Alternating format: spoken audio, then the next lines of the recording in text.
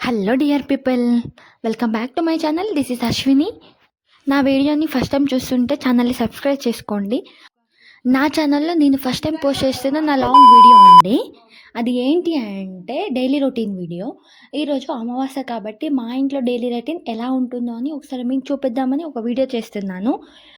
ఈరోజు అమావాస్య కాబట్టి నా డైలీ రొటీన్ ఏంటి అంటే మార్నింగ్ ఉదయాన్నే లేవగానే మినిమం అంటే ఒక 5 గంటలకు లేచాము అందరము. మా మమ్మీ ఏమో ఒక పని, మా తమ్ముడు ఏమో ఒక పని చేశాడు. మా తమ్ముడు పూజ చేసుకుంటున్నాడు స్నానం చేసిన తర్వాత. మా మమ్మీ ఏమో ఇక్కడ వంట చేస్తుంది. ఏమేమి వంట చేస్తుంది అని చూద్దాం రండి. మా మమ్మీ అయితే బొబ్బట్లకు ప్రిపరేషన్ చేస్తుంది, అలాగే ఒకవైపు సాంబార్ చేస్తుంది. నేనైతే పానకం చేశాను. అది కాకుండా పాపడాలు కూడా వేయించాను. మా అమ్మ వంట చేస్తూ ఉంటే కొద్దిగా హెల్ప్ చేశాను. నాకు అంతగా వంట చేయడానికి ఏం రాదు, అంత టేస్టీ కూడా ఉండవు. మా మమ్మీ చాలా బాగా చేస్తుంది, అలాగే టేస్టీ కూడా ఉంటుంది. మనం ఎక్కడికి వెళ్ళినా, ఎంత దూరంలో వెళ్ళినా అమ్మ చేతి వంట తింటే చాలు మనం మైమరిచిపోతాము. వేరే దగ్గరికి వెళ్ళినా మనం వండుకున్నా, మనం అందుకుంటే అస్సలు టేస్టీగా ఉండదు. అమ్మ చేసే వంట అయితే చాలా బాగుంటుంది. మా అమ్మ చేసే బొబ్బట్ల సాంబార్ చాలా బాగుంటుంది. సాంబార్ బొబ్బట్లతో చేస్తారు. ఎలా అంటే కొద్దిగా స్వీట్నెస్ అనేది, కొద్దిగా బెల్లం అనేది సాంబార్లో వేయడం వల్ల సాంబార్ అనేది చాలా టేస్టీగా ఉంటుంది. అలాగే మా మమ్మీ కర్ణాటక స్టైల్ బొబ్బట్లు చేస్తుంది. అది ఎలా చేస్తుంది అని మీకు తెలియాలి అంటే, రెసిపీ కావాలి అంటే నాకు ఒకసారి కామెంట్ చేస్తే నేను డిస్క్రిప్షన్లో ఫుల్ వీడియో లాక్ చేస్తాను. ఈరోజు అమావాస్య కాబట్టి మా ఇంట్లో స్పెషల్ అలాగే స్వీట్ కూడా ఉంది. స్పెషల్ వంటలు చేస్తుంది మా మమ్మీ. అమావాస్య రోజు ఏదైనా స్వీట్ తినాలి అని మా మమ్మీ చేస్తున్న వంటకం అది కూడా బొబ్బట్లు. ఇంతకుముందు చెప్పాను కదా నేను అప్పడాలు వేపాను అని.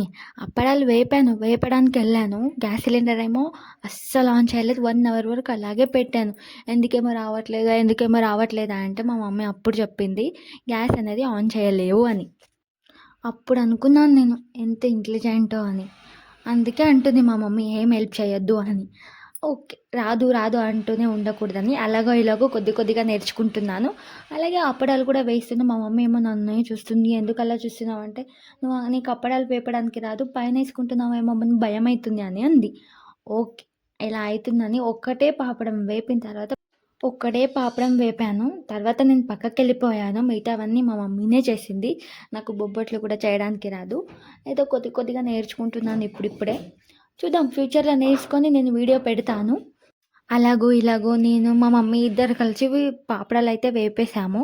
తర్వాత మా మమ్మీ బొబ్బట్లకు ప్రిపరేషన్ అయిపోయింది. బొబ్బట్లు చేయడానికి రెడీ అవుతుంది. బొబ్బట్లు కూడా చేస్తుంది. చాలా బాగా చేస్తుంది. ప్రతి ఒక్క వంటకం కూడా టేస్టీగా ఉంటుంది, తినడానికి రుచికరంగా ఉంటుంది. నాకైతే అలా రాదు చేయడానికి. అమ్మ చేసే ప్రతి వంటకం చాలా టేస్టీగా ఉంటుంది. అంతే ప్రేమతో కూడా వండుతుంది.